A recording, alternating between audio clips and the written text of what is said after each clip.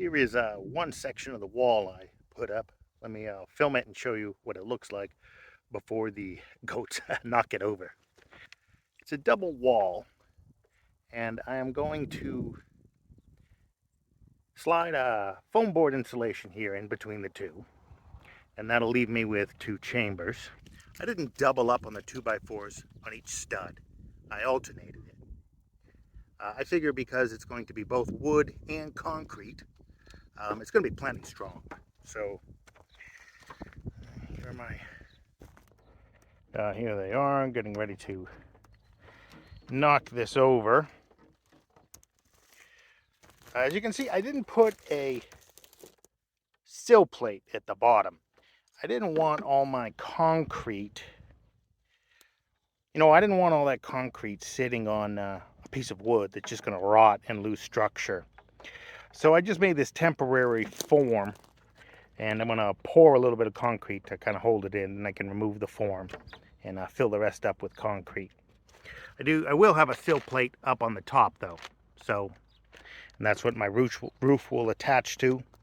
I can put, as I fill this with concrete, I can put all thread down to anchor it to the concrete as well as to the studs, because we have tremendous updraft from those horrible winds here. So I figure the concrete will weigh down my roof enough, and I will string rebar through it to hold the concrete to the 2x4, to hold one side of the concrete to the other, and keep the wall from falling down. I think it's going to be a very durable wall. It's going to have the thermal mass I need. It's going to have the strength I need. And it was kind of tough getting this to stand up one person, but this is a lot easier than working with a slip form. So we'll see how it goes. But it's also showing progress. I can show the inspectors that I'm building walls. It's kind of experimental. I haven't seen anybody else do exactly this. I'm piecing together a few techniques. Using 2x4s or other dimensional lumber, 2x8s, 2x10s, 4x4s, as your main structure, and then filling it in with other material has been done a lot. The old-fashioned wattle and daub, and that's a very old technique. That's how they do straw bale houses, I believe. Every 8 feet or so, you put some dimensional lumber and then fill it in with the straw bales. I've even seen earth bags done that way.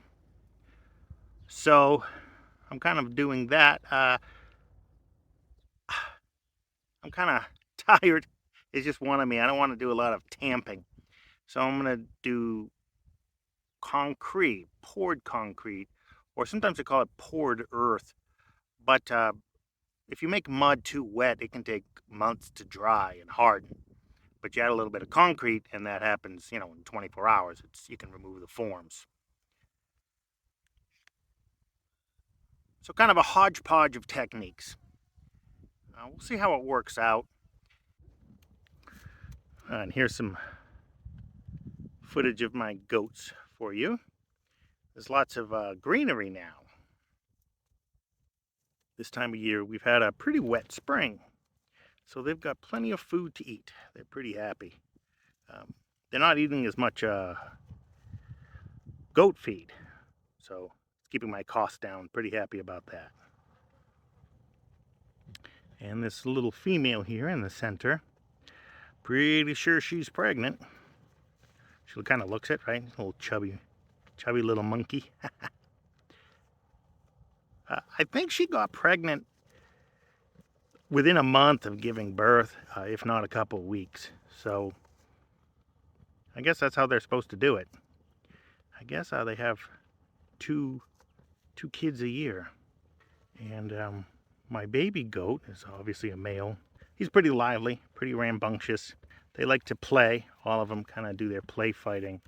I haven't seen any dangerous fighting. I've heard that 2 intact males will not live together, but other people say it's okay. So we'll see if I have to harvest this little one.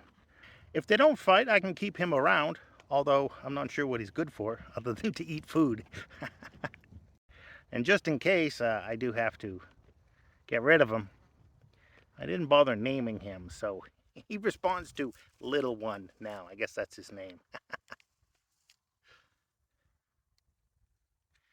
Well, all right, just a quick update while I'm waiting for my UPS delivery. And I'll see you in the next one. Like and subscribe.